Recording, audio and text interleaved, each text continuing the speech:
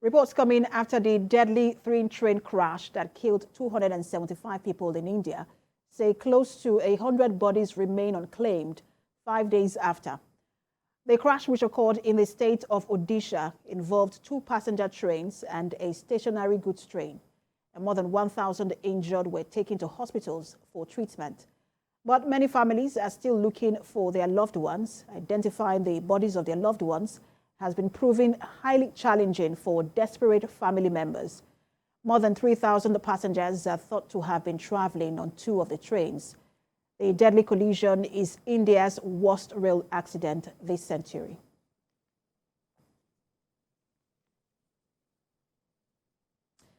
The U.S. military has released a video of what it calls an unsafe Chinese maneuver in the Taiwan Strait over the weekend, in which a Chinese Navy ship cut sharply across the path of an American destroyer, forcing the U.S. ship to slow down to avoid a collision. The incident occurred as the American destroyer USS Chonghoon and Canadian frigate HMCS Montreal were conducting a so-called freedom of navigation transit in the strait between Taiwan and mainland China. China claims the island of Taiwan as part of its own territory, and the U.S. and its allies regularly sail through it to emphasize their contention that the waters are international. The White House says it sees no need for any aggression by China.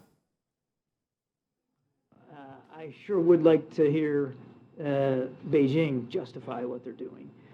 That said, these are intercepts. Now look, air and maritime intercepts happen all the time. Heck, we do it.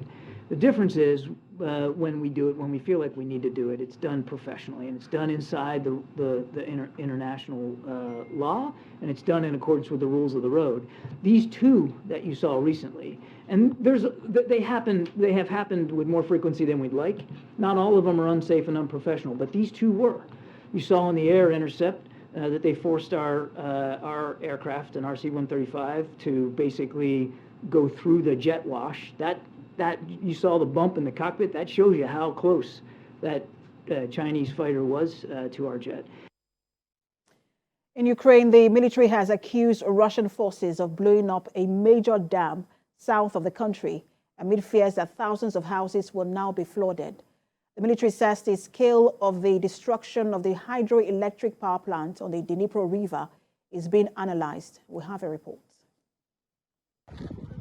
Although conflicting reports have emerged from Russian officials, Ukrainian and Moscow-installed officials are accusing each other of blowing up the dam.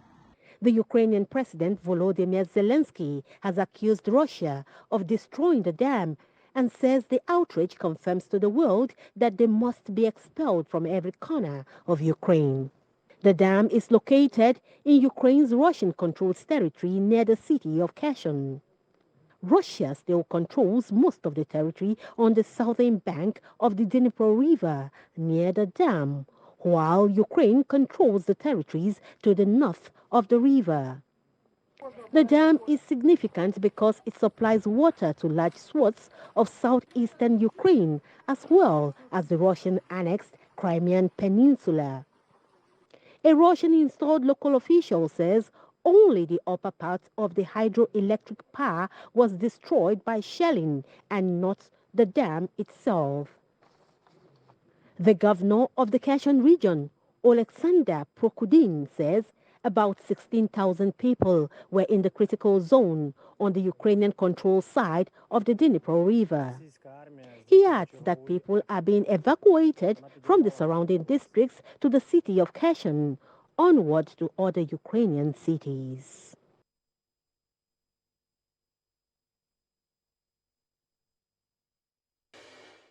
Let's now turn to developments in the Middle East, where 7 years after the closure of its embassy in Saudi Arabia due to a diplomatic rift, Iran has confirmed it will officially reopen it this week.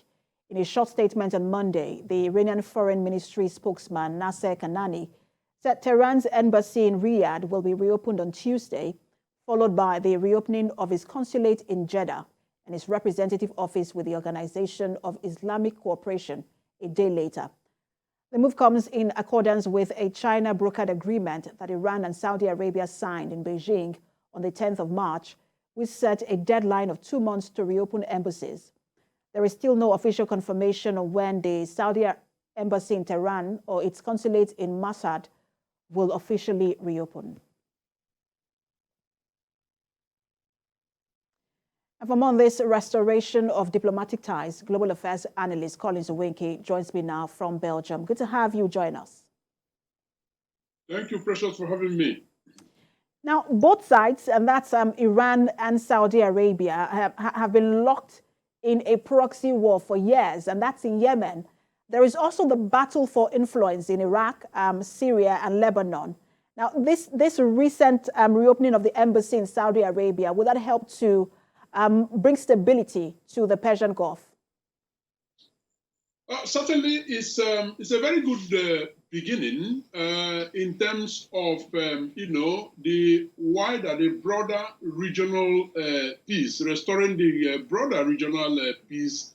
And the underlying factor here, Precious, is, regional security, because they know that it is in their collective best interest that peace returns, because with the return of peace, security will then be assured.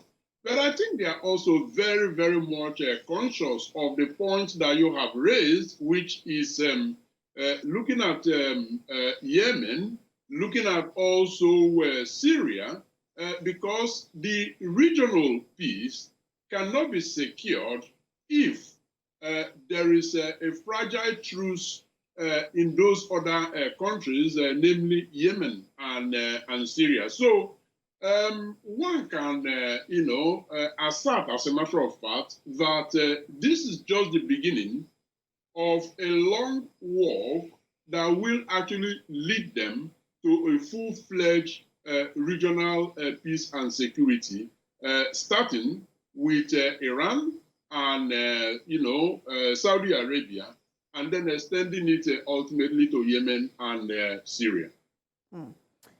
Let's look at the significance of the fact that China broke out this deal. Saudi Arabia has always been one of U.S. closest ally in the Gulf, but that relationship is now fractious. We've also seen tensions between the U.S. and Iran escalate in recent times. Where does this leave U.S. influence in the Gulf? Well, as a matter of fact, we can see the quiet diplomacy that China has actually played here. What essentially it means is that China actually identified this as a low-hanging fruit for them in terms of diplomatic win against, United States of America, whom, like you rightly pointed out, has had, some fractious relationship, with Saudi Arabia in the last period. So they zeroed into it, and, they grabbed the opportunity with both arms.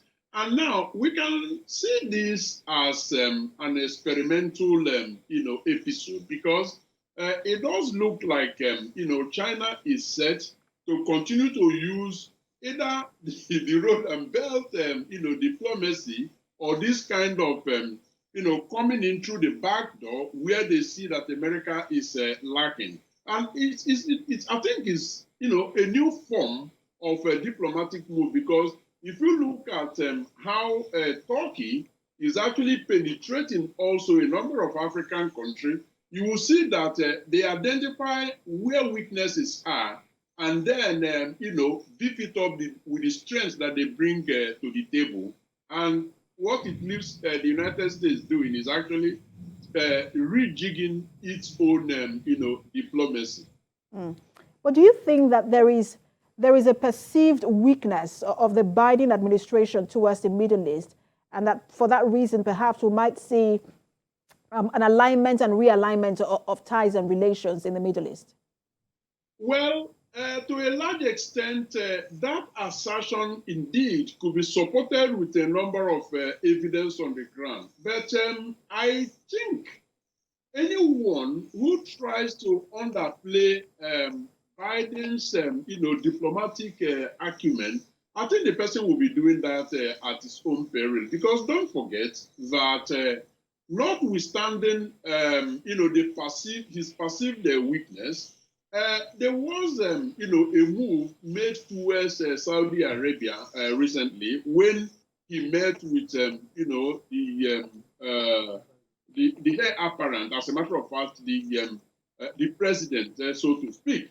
It was unexpected, but one could say that it was part of his, long-term strategy of, rebuilding relations. Now, it could well be that strategically, he is doing some preparatory work with his first term, and one can expect to see more strength from his end, towards the Gulf region in terms of, recapturing America's influence there and using it purposefully. In all of this conversation, Mr. Weke, one thing is clear: the global order is shifting towards where and towards what. That might take quite a while to find out, but always a pleasure to speak with you, Global Affairs Analyst Collins Oweke. Thank you. I agree with you there. It's shifting seriously.